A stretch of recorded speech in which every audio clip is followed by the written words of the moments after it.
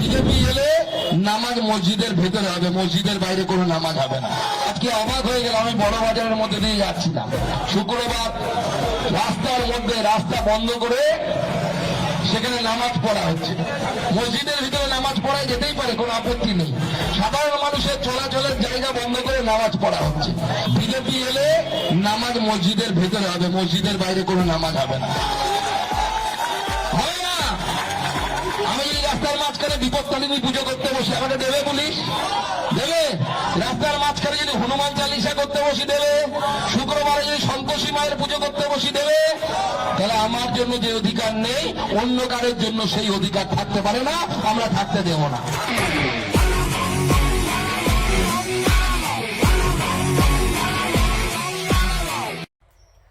সুকান্তবাবু, আপনি মনে হয় ঠিকঠাক ধর্ম করেন না।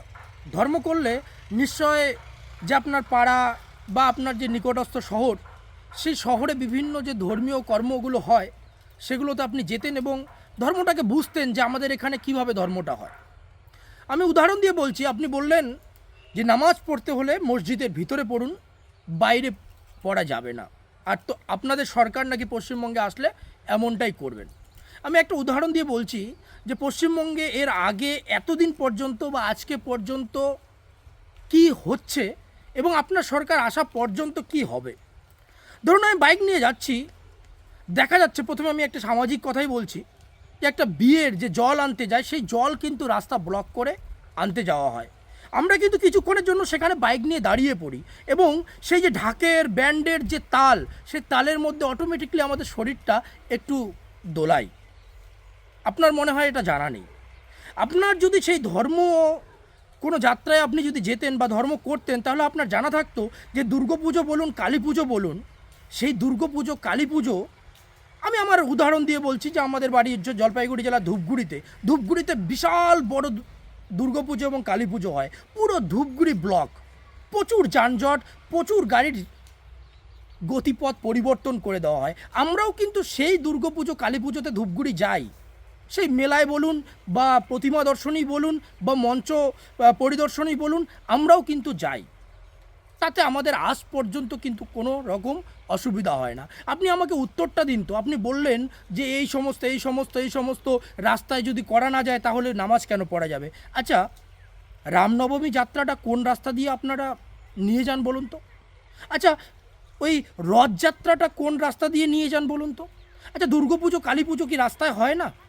আপনাদের নাকি আজান নিয়ে সমস্যা আছে, কিন্তু আমরা তো আমাদের বাড়ি থেকে 2 দিন 3 দিন 1 সপ্তাহ ধরে চলা কীর্তন শুনি, কিন্তু আজ পর্যন্ত কখনো কোনো রকম অভিযোগ করিনি, কখনো আমাদের মনে হয়নি। কারণ আমরা জানি যে একটা রাস্তা যেরকম আমার সেরকম অন্যজনের। আমি বাইক নিয়ে যাচ্ছি, তার পাশ দিয়ে একটা 4 চাকা চলে গেল, স্বাভাবিকভাবেই সেখান থেকে ধুলো উঠবে এবং আমাকে একটু অসুবিধার সম্মুখীন হতে হবে, কিন্তু সেটা মেনে নিতে হবে। আর এভাবেই চলে আসছে ভারতবর্ষের সংস্কৃতি, আমাদের পশ্চিম বাংলার সংস্কৃতি, যে একটা ধর্ম করতে গেলে আর একটা ধর্মাবলীদের হালকা পুলকা সমস্যা হতেই পারে, এবং এভাবেই আমরা কিন্তু একে অপরের ধর্মের সহযোগিতা করেই আমাদের বাংলার যে সংস্কৃতি সেটাকে এগিয়ে নিয়ে যাচ্ছি।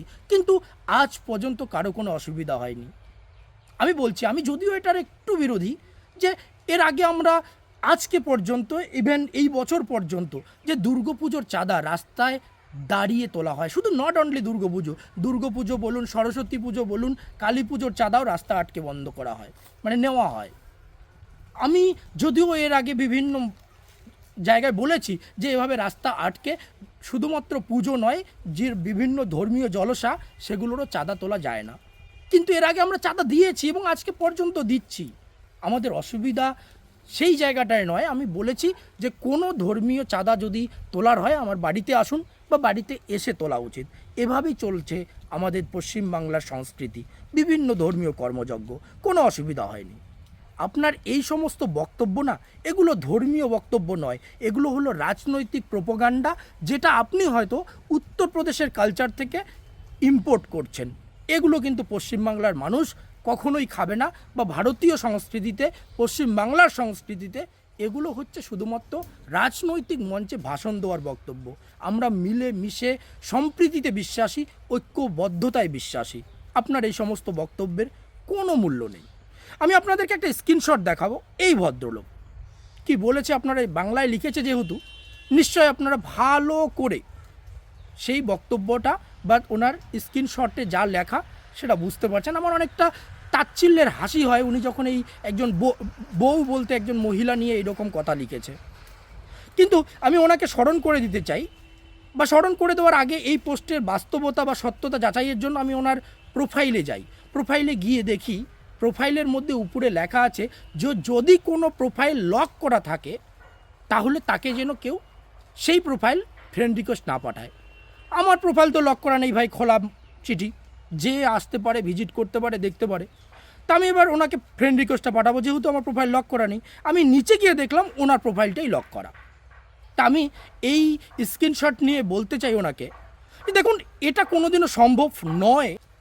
কিন্তু একটা জিনিস আপনাদেরকে স্মরণ করে দিতে চাই যে যখন পাকিস্তান হয়েছে, সেটা ধর্মীয় ভিত্তিতে হোক আর ভৌগোলিক পরিবেশের ভিত্তিতে হোক, অর্থনৈতিক কারণেই হোক, তখন কিন্তু আমাদের পূর্বপুরুষরা আমরা গর্ব করে বলি যে রাইট ডিসিশন নিয়েছে, এবং সঠিক সেই সিদ্ধান্তের মাধ্যম দিয়ে আমাদের পূর্বপুরুষরা মিলে মিশে ভারতকে কিন্তু আজকে এই জায়গায় দাঁড় করিয়েছে, যাতে আমরা বলতে পারি তখন থেকে আজ পর্যন্ত একটা কথাই বলতে পারি যে সারে জাহাঁ সে আচ্ছা হিন্দুস্তান হামারা। তাই দেশ নিয়ে গর্ব করি যে বিশ্বের বৃহত্তম গণতান্ত্রিক দেশ, এবং আমাদের দেশের তুলনা আর হয় না, আমরা গর্ব করি আজ পর্যন্ত। কিন্তু আপনার যে মেন্টালিটি, আপনার যে মস্তিষ্ক, আপনি যে দিবা স্বপ্ন দেখছেন, এই স্বপ্ন নিয়ে যদি আপনি থাকেন তাহলে আমরা, তুমি, আমরা কিন্তু মিলেমিশে এই ভারতবর্ষকে আমাদের পূর্বপুরুষরা যে জায়গায় এনে দাঁড় করিয়েছে সেই জায়গা থেকে আর ডেভেলপ করতে পারবো না যদি এই মেন্টালিটি আপনার বহাল থাকে। তাই আমি বলছি যেটা বাস্তব নয়, কারণ আপনার দেখা উচিত বেশি বাংলাদেশ, আপনার আমাদের প্রতিবেশী পাকিস্তান, এদেরকে দেখে আপনার একটু ধারণা নেওয়া উচিত যে বর্তমানে এদের ইকোনমিক কন্ডিশন কি রয়েছে বা এরা কতটা উন্নত করেছে। তা আপনার কথা মতো যদি হিন্দু রাষ্ট্র হয় তাহলে ভারতের কি অবস্থা হবে, আপনার এখান থেকে শিক্ষা নেওয়া উচিত। তাই সেসবে দিকে আপনি সেই রোগগ্রস্ত না হয়ে আপনি আসুন না, মিলেমিশে ভারতকে আমরা আরও উন্নতির চরম শিখরে পৌঁছে নিয়ে যাই, এবং আমরা সেই বক্তব্যটা যেটা সেই উপর থেকে বলেছিল সেই বক্তব্যটাকে যাতে আজীবন বলতে পারি, আমাদের যারা উত্তরসূরি তারাও যাতে বলতে পারে আরে জাহাঁ সে আচ্ছা হিন্দুস্তান হামারা। বাস আজকে এটুকুই।